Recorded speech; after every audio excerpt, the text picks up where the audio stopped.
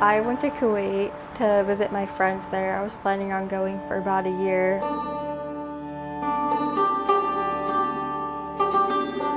When I first went there, it was really a different experience because the Middle East is very different than the US and how they do things.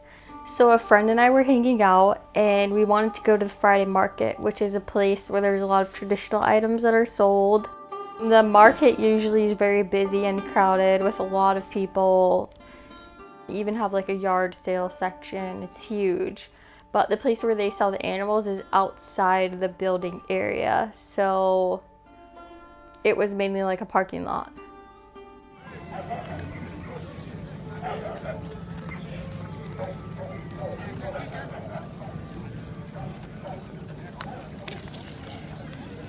You know how they keep the dogs like this in the sun, starving and so thirsty.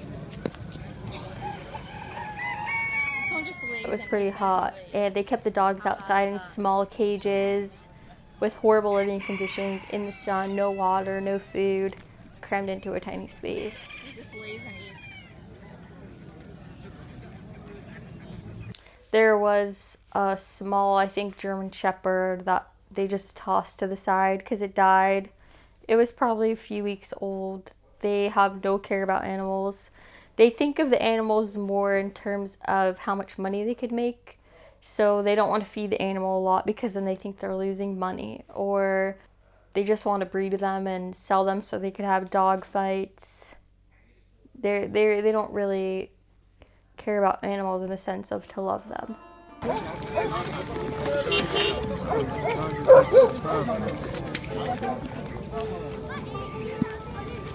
This one just wants attention. Look at this dog infection in his eyes. Here.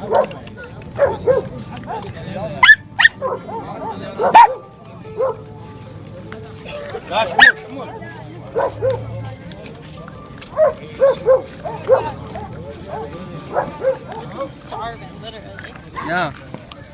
I couldn't believe what went on, but I wasn't as shocked as if I saw it for the first time because before I even went to the Friday market, I went into their pet shops and the pet shops were horrible. Like, if they were in the US, they would be shut down. And I went to someone's house who fosters pets, dogs, and cats, and her house was in horrible shape. That place would also be shut down. So I wasn't blind to the fact that they did not care for their animals before I saw the Friday market, but it just put it into a whole new perspective.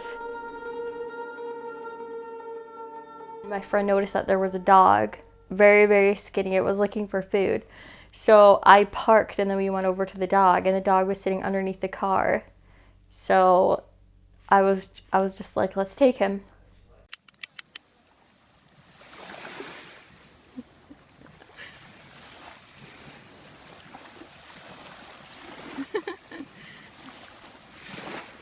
It's a video of her digging. She was close to the place where they were selling dogs, which is why we think that they just wanted to get rid of her because no one would buy a black dog.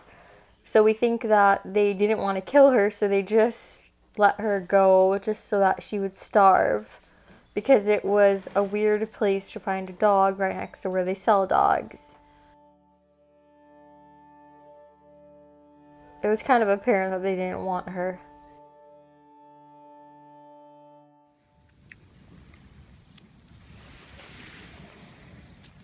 I fell in love with Randy. In the beginning, I didn't think that I would keep her, but in the end, I couldn't separate from her because I really loved her, and she was like very sweet, best dog ever.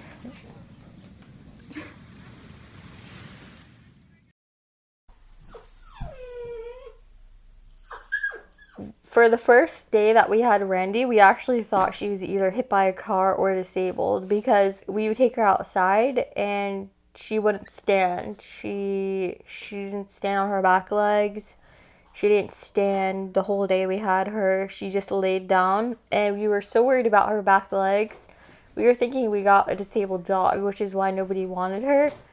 And when she did stand, we were all cheering her on like our baby took her first steps kind of thing, as if we were parents, because we were just so happy that the dog wasn't disabled and she was healthy. She was just very hungry.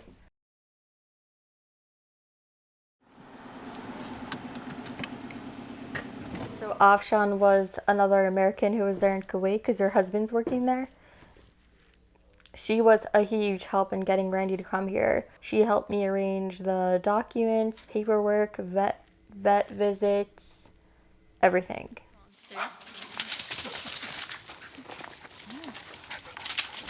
Right when I came here, Randy was really scared of the other dogs, and she would follow me everywhere in the house.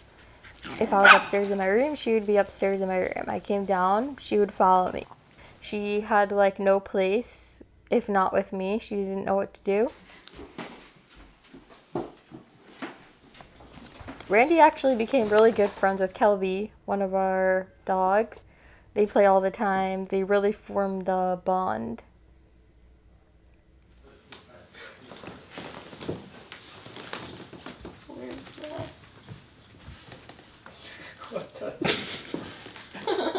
She traps him like underneath her. It's like a dominating thing, we think. She's like the queen of pawing the head. Okay.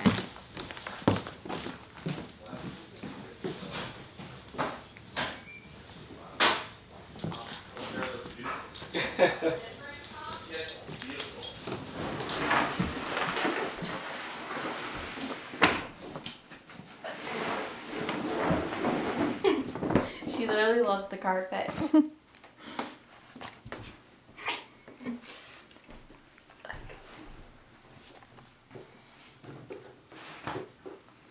Randy's like really big into cheese, so cheese is always a reward for her. Good up. Well, it just takes like 100 times of doing something. Sit. Go down. Good down.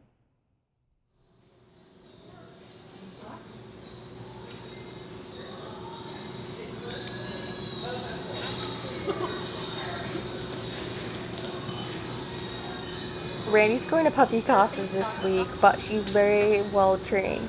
Come on here. Come on. Sit. Stay. She walks in the woods without her leash, and she always comes How's when she you been? call her. She knows sit, stay, leave it, go down, lie on the floor. But there's a few things that she does need to work on, like not jumping on people when they come in. Come, Randy.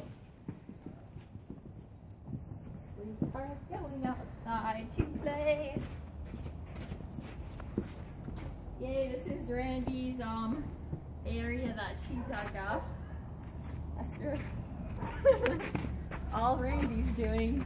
Wow. She's the girl. She's the girl. You the girl, Randy.